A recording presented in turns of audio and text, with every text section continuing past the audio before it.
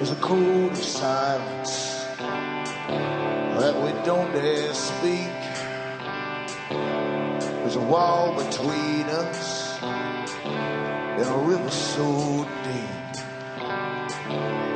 We keep pretending that there's nothing wrong. There's a code of silence and it can't go on.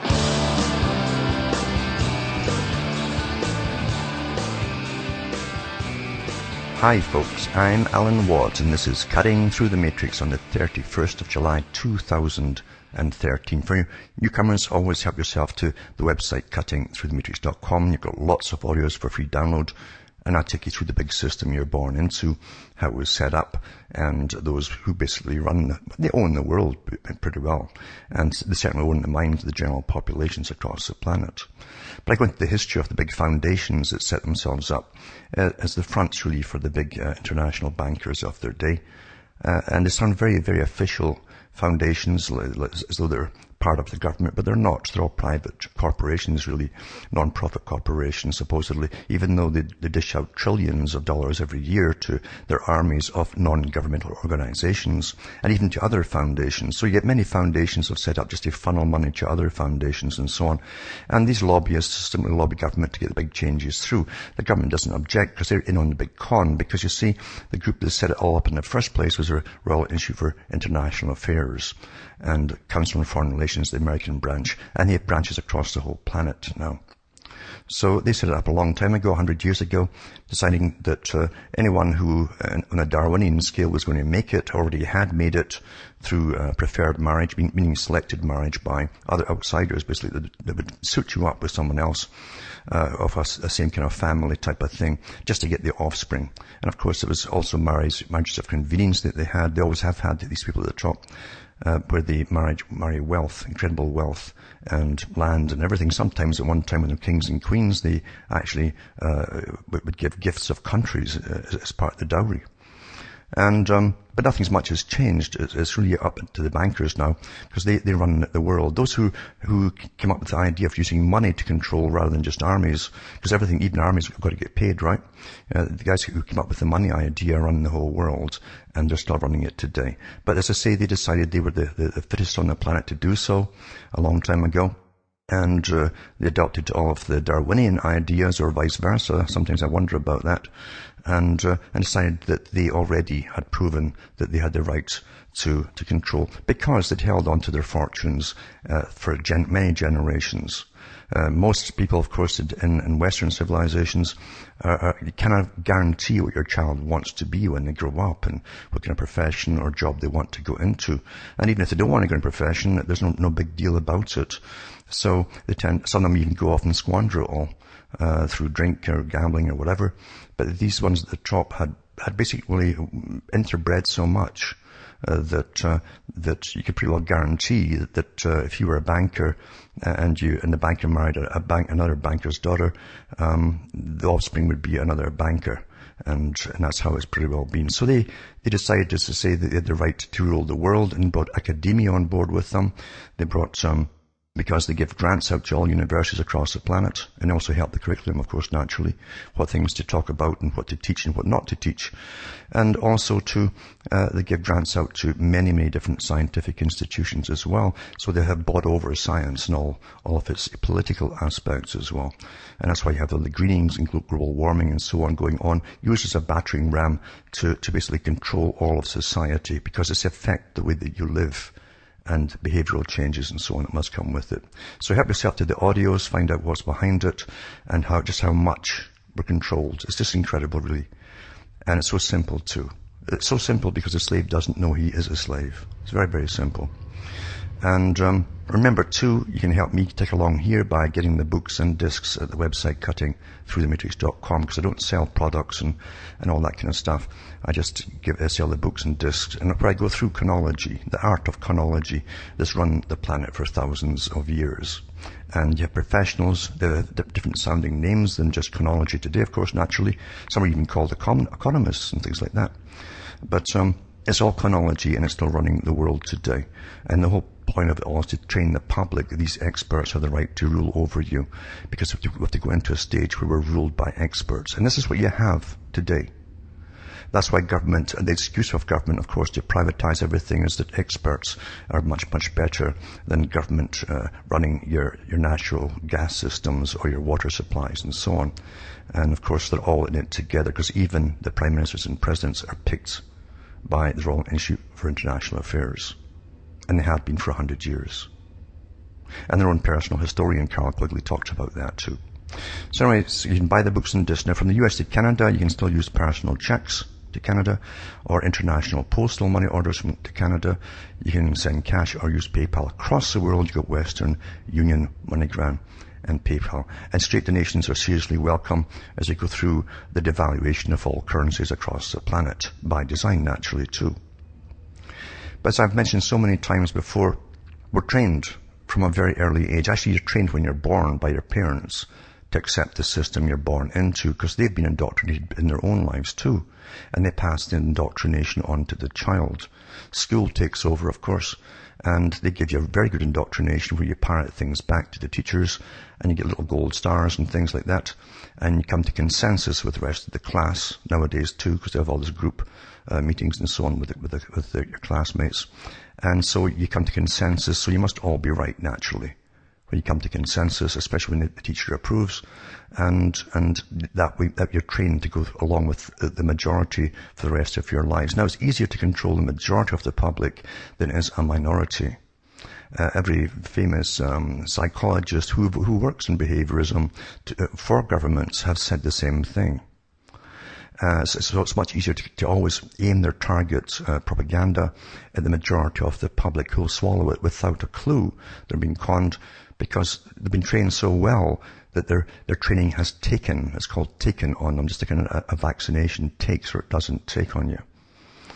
And once it's taken, the person will say, well, why would the media lie to us? It's as simple as that. And I've mentioned Jacques Ellul many times. He was a philosopher, a very, very good, in-depth philosopher in different areas of humanity. And he mentioned that too, that the initial indoctrination must be given at school. If it's missed, then subsequent indoctrination as they grow up to be an adult won't take on them. They'll simply dismiss it. They'll see through it. So the initial indoctrination is awfully, awfully important to them. That's why all totalitarian regimes are more obvious in going for the young. In the Western countries, there's the same process going on, but they don't think they're totalitarian, so they think it's a good thing to send them off to school, to be brainwashed into trying all kinds of sexual things and different gender things and all that. They're already given their opinions when they're children. So they'll grow up being for or against whatever the politicians or those that rule want. It's so simple. So simple. And we've had it before in different religions too, who've also used the same techniques as well. The Soviet system used children as well, very early age, and used Pavlovian techniques to instill their indoctrination into them. And it worked very, very well. It's not so well, in fact, that even when some of the Soviets were going into, in World War II, were coming into Germany and other countries, and people decided to fight them, they literally, through all their propaganda, they didn't understand why the people would want to fight, because the Soviets were told they were going there to liberate the people. The same con the American troops get as they're sent off abroad today. And when the people said, we don't want to be liberated by you, they were in a form of shock, which often turns to anger, then to start slaughtering people. So that's the way it tends to go. And psychology has always been a big, big player in control. Now, all government is about control. Always about control, nothing but control of the general population, because all economy comes from the general population, and governments especially need the populations to tax. Otherwise, they'd be dead broke. And a long, long time ago, it was much easier with a single king who generally came from a family that slaughtered other families. And then eventually was said, well, I'll stand up for you and fight those guys over there.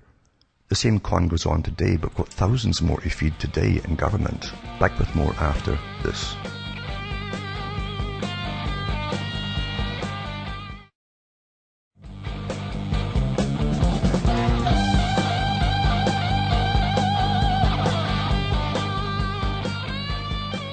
Hi folks, we're back cutting through the matrix and talking about the system we live under. And so many generations have lived and died, as I've mentioned so many times before, never knowing that the system even existed above them. They really believed there was a democracy and they could vote and they had a choice and things and so on. And even to do with wars and world wars too, off they went. Many of them got killed, of course, believing in the basic propaganda. They were given very simple propaganda. And other ones come back home again and go back into the workforce and turn up to all their soldiers' meetings and so on, ex-soldiers' meetings, still never knowing the reasons for things really happening and not wanting to know, because your indoctrination will stop you from inquiring any deeper than the basic propaganda they've been given. So they die and they go to their deaths never knowing that their whole life was basically planned for them under the term mass, part of the masses, you see. And most folk are the same. That's why they're so similar to each other. And these techniques, of course, involve behaviorists, as I've said before. That's why they make a big deal of the famous behaviorist scientists down through the last century especially, and also up to the present, and into neuroscience today, of course, where they want to not just map the brain, but be able to control it remotely. And they've got lots of articles out there in science magazines and from the different teams that are actually trying all this stuff right now. So the whole thing is to control, because without control, government and the big businesses, which they are actually, if you don't realize that, government is a business. It's a private corporation. They're all registered as corporations, you know. And all the money comes from the general populations. And when you even think about it today, and I noticed this more so when even Gulf War I came along. Before that, it was all the propaganda from all the countries of the world, and presidential speeches and prime minister speeches was all to do with global society, global, the global village and so on. And then Gulf War I came along and we're back to being national again because they needed the troops to go in and fight the wars, you see. And once it's all over, of course, we're back to being global again. Because today citizenship means simply, and even when you emigrate to one country to another and do their paperwork before they accept you or your present country lets you go, all it is a battle, a tug of war, a legality between who now owns you, you see, this group or that group, and they have the right to tax you, etc. That's what it is, if you didn't know that. That's all it is. So we're living through a big mirage in a sense. Almost something real, but not quite the same as you think in your head of what it actually is. So control is the name of the game, and we're run by private institutions, as I say, the ones that call themselves the parallel government, that really has the power to do things. In fact, so much so that people like Brzezinski and others and Kissinger have talked about technocracy and the technocrats, where they have the power to get things done behind the scenes without being liable to displeasure from the public, because they're not voted in once they're scouting around the world there and doing their deals and getting things really done. Margaret Thatcher said the same thing. When she joined it, she came out on the BBC at the time and said she now belonged to the parallel government. She says, once we retire from politics, she says, it's not finished. Anything but, she said, because you see, we know all the other politicians of our era, and the younger ones coming into it too. And so they're already on first name basis. They can get to see them, they can make their deals with them, and so on. And they work for the Royal Institute for International Affairs and the US's Council on Foreign Relations. The whole of European Union, all the politicians in there belong to the European Council on Foreign Relations. And the head guy of that is George Soros. And believe you me, when they swear onto this thing, it's just like high Freemasonry. They really will do what they're told. When an order is given from superior, they'll go along with it. No matter how crazy it sounds, they will obey. And that's what we see today. Now, getting back to Britain Inc., that's a subsidiary of the big bank Inc. that owns the world, it said here that Cameron, the CEO of Britain, Cameron looks to China to supply Europe's first internet censorship wall in Britain. And it's quite a good article by Wired magazine, but it says that So David Cameron's government finally laid its cards on the table, getting the press and public to comply with the draconian Leveson Star Chambers clampdown. That was Lord Leveson who drafted up all the new laws to do with reporting news and so on. That's why the news you're getting now is rubbish. Because every reporter is scared that Leveson is going to have him take his license off him. And the same thing happened in all the Commonwealth countries of Britain. Australia had their own version of it by another lord over there, you see.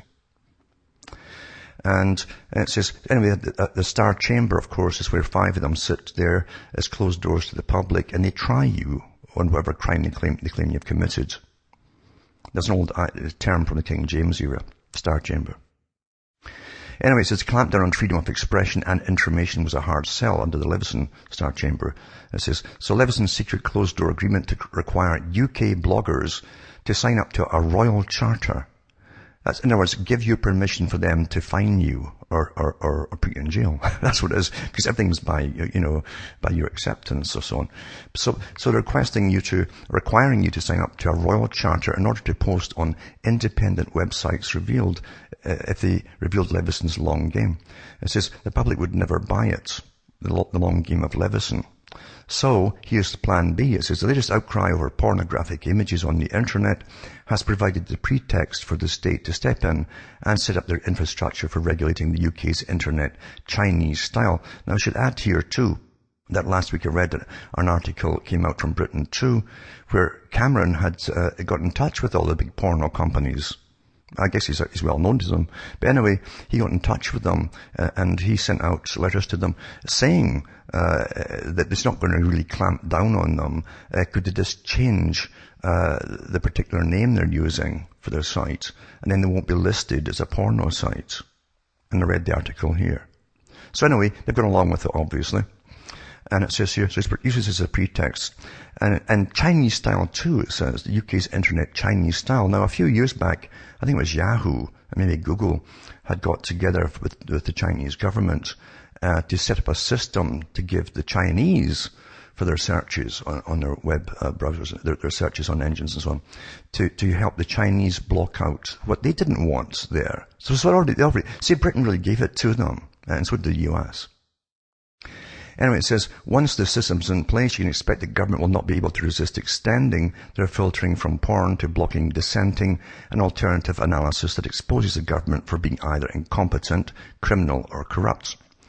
Government firewalls designed to block child porn or paedophilia could also block thousands of damning articles on the same subject which implicates members of the government and the establishment for participating in child sex abuse, for example. And the pornography filtering system praised by David Cameron will be run by the Chinese firm Huawei, is called, which is probably I bet the company that got the deal from the Google and Yahoo on behalf of the Chinese government. It says they should know a thing or two about how to keep citizens from accessing information the government doesn't want people to see. Huawei's penetration into the UK telecommunications industry and networks is already significant. The UK's government's own reports on the subject raise more concerns and questions than answers, and it gives you a June 2013 report entitled Foreign Involvement in the Critical National Infrastructure and the Implications for National Security, and the link is there. And the UK's latest fabricated and highly reactive crisis is set to give up way too much power to the Chinese company. Remember, it's the government really that owns these companies, and China's communist, supposedly. What a farce we live in, isn't it? The richest communists that have ever been created. Well, almost. I mean, Moscow did pretty well.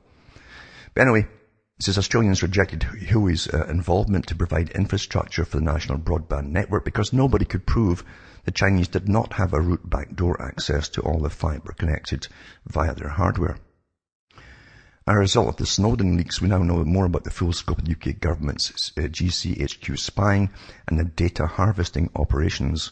But what does it mean if Chinese are also doing it inside the UK by stealth? Don't worry, folks. China is part of this world system run by the same bankers. Back after this.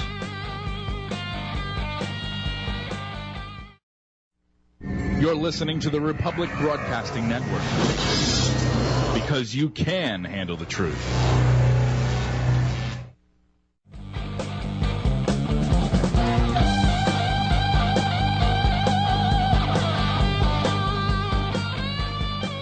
Hi folks, we're back cutting through the matrix. And I've always said, and I've said many times before too, that if you look back in the past, the criminal enterprise really, it's not really criminal because they own the law system too, so they make themselves legal. But enterprises of the big bankers, of course, that run the world, would never ever give away all your factories and all your ability to make weaponry, for instance, to defend yourselves to another country that was going to be an enemy down the road. Believe you me. And so when they set up China and basically threw all the factories over there, by planned 20, 30, 40 years beforehand, by the way, and used your tax money to ship them abroad, they had no fear of China whatsoever. No fear whatsoever. So don't even worry about China. It's all part of this. It's all owned by the same boys that set up all the other, empires down in history. So, but this article actually goes on to talk about the technology again, and the censoring Britain with and so on. It'll be a Chinese company and all the rest of it. And that really is good because it's good for the government because they'll say, well, we can't do anything about it. China's handling the content now. And so you can't complain to them, you see. It's just how they're getting around it. This is the cons that they use to control the public. It's so typical. It's the same when they privatize your water system, your gas systems, and all the other systems that your own, grandparents helped to fund to set up. And they privatize them, and then they jack all the rates up. And then when you complain about certain things or you can't get something fixed, you can't complain to the government anymore. The government will tell you that. Well, it's not. We don't handle that now. It's private. Same thing. So when you get censored off the internet in the country, there's no point telling the country that they're doing it and who is doing it from China. They say, well, it's a private company, we've got nothing to do with that. So simple, isn't it? These tricks that they play. And I'll also put up too an article from the BBC put up. It says the pornography filtering system praised by David Cameron is controlled by the controversial Chinese company Huawei, the BBC's learned. The UK-based employees of the firm are able to decide which sites TalkTalk net filtering service blocks. Politicians in both UK and the US have raised concerns about alleged close ties between Huawei and the Chinese government. And this was on Monday, the Prime Minister says TalkTalk had shown great leadership in setting up the system, HomeSafe, which is offered to customers since 2011. And so, again, the whole thing is to eventually censor all independent bloggers and writers and everything else, and even the NGOs that are not under the umbrella of the United Nations. You can always tell who's who by the ones that are accepted and registered to the United Nations, you see, all belonging to the big foundations. So I'll put this up tonight. Also on to this one too, about the NSA, of course, that's, I think only a fool would never think they've been doing this all along, or never suspected it. But it says X-Keyscore, it's called X-Keyscore. NSA tool collects nearly everything a user does on the internet. And it says that one presentation claims the X-Keyscore program covers nearly everything a typical user does. A top-secret national security agency program allows analysts to search with no prior authorization through vast databases containing emails, online chats, and the browsing histories of millions of individuals, according to documents provided by whistleblower Ed Snowden.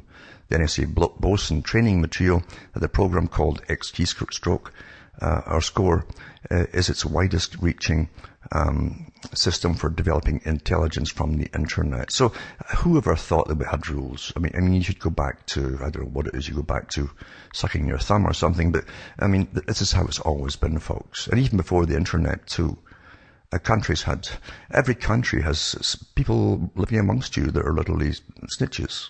It wasn't just the Soviets who were doing it. And lots of retired bureaucrats are given extra cash to take early retirement and settle amongst the people, and live next door and so on. And they report weekly or monthly on everyone in the streets.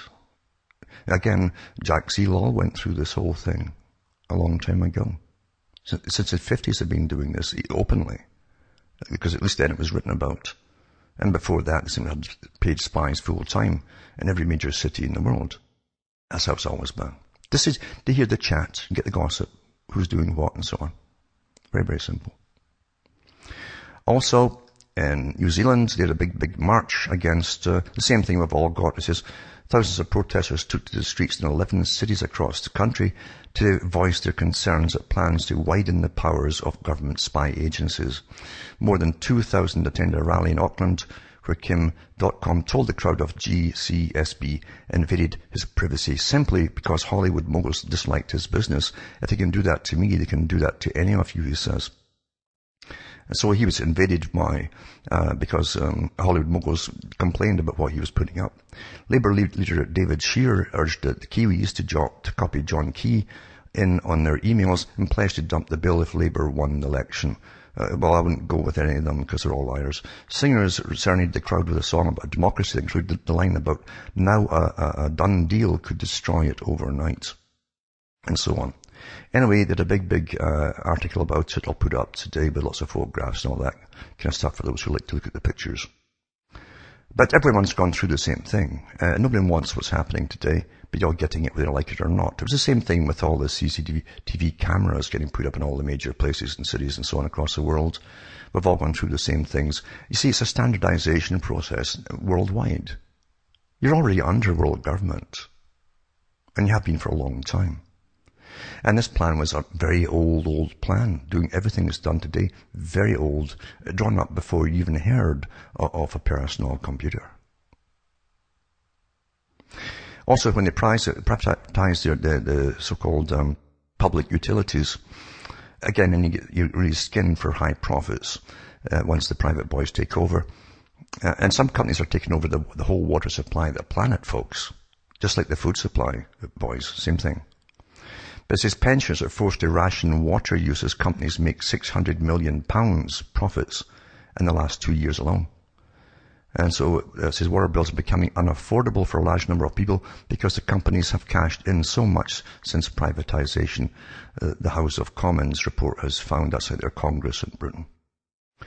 Prices have soared by almost 50% in real terms since services were privatised by Margaret Thatcher 25 years ago, with two companies hiking charges by more than 60%. Etc., etc.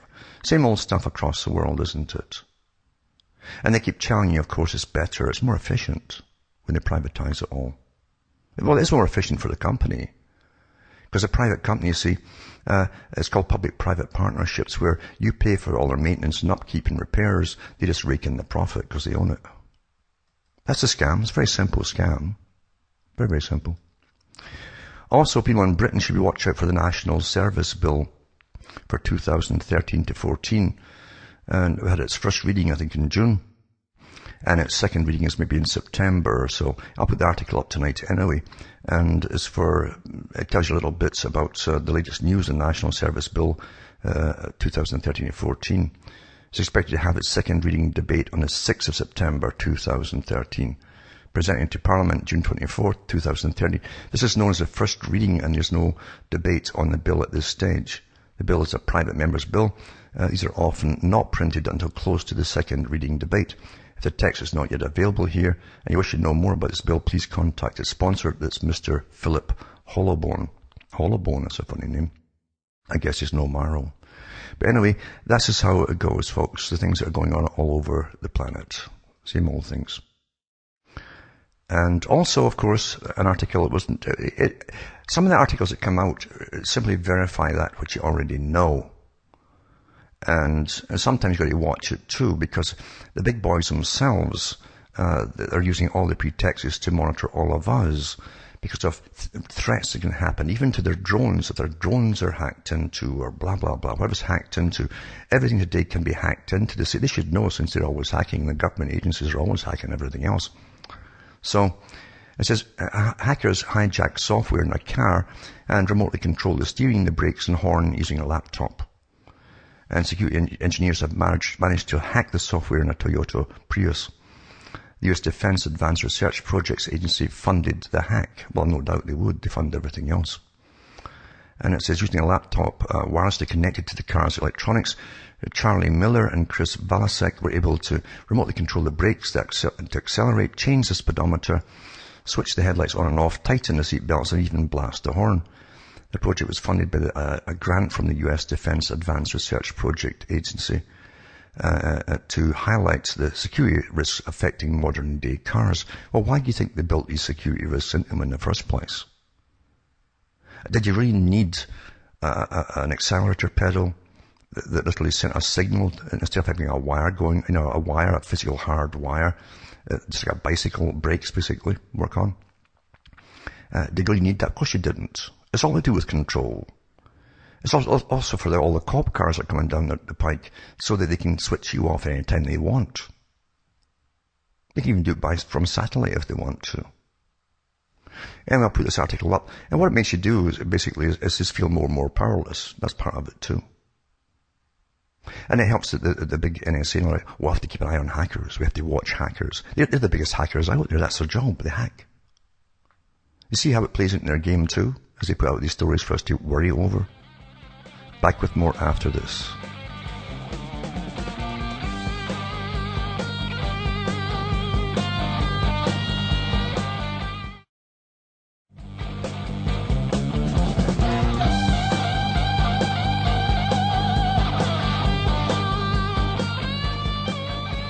Hi folks, we're back, cutting through the matrix, talking about the system. It's all pervasive, isn't it? It's everything really.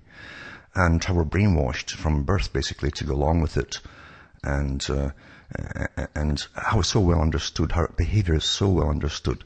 Now, some countries are ahead of others. They've always been using psychology on the general public, from those above down to the ones at the bottom.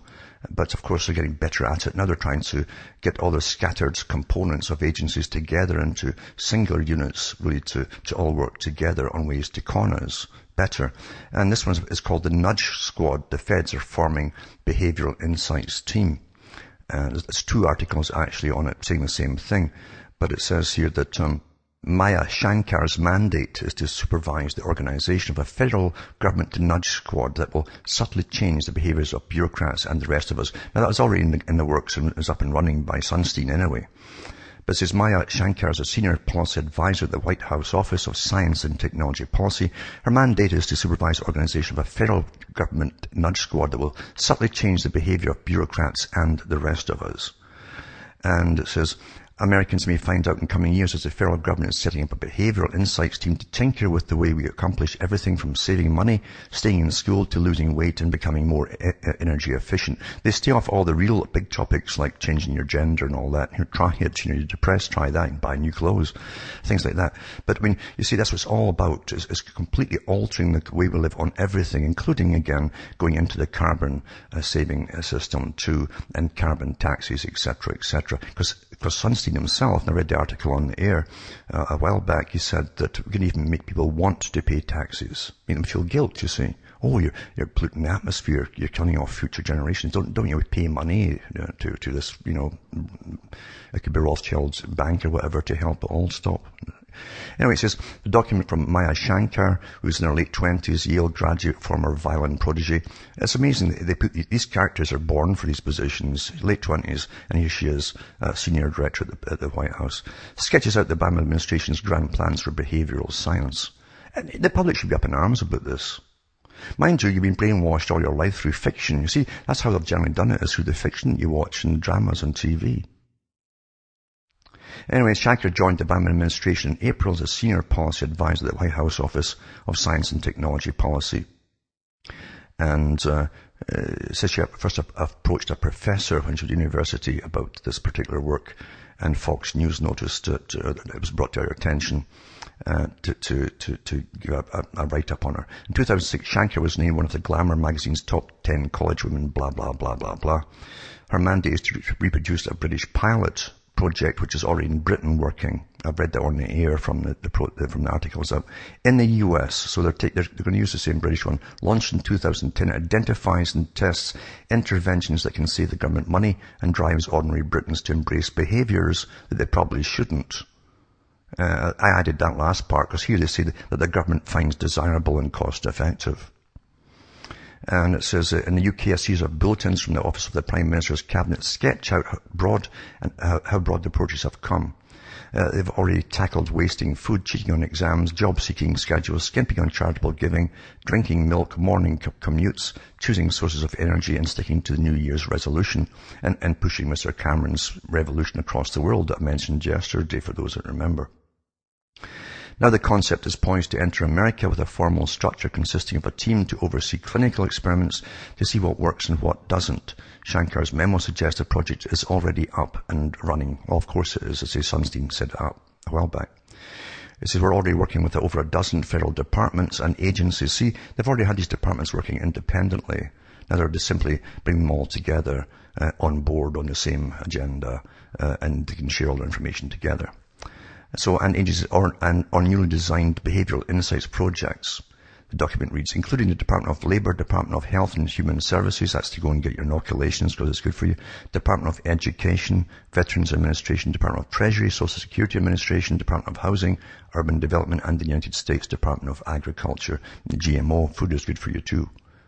Shankar did not respond to requests for comment. She finished her postdoctoral research at Stanford this year, where her faculty advisor was Dr. Samuel McClure. McClure studies delay discounting, the habit of giving up large future rewards in favor of smaller bonuses in the short term.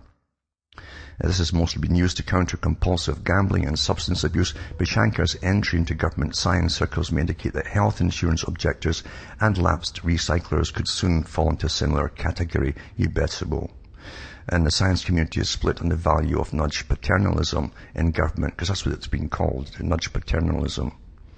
Richard Thaler, who co-authored the book Nudge with former White House Regulatory Czar Kat Sustein, told Fox News anyone who would not want such a program must either be misinformed or misguided.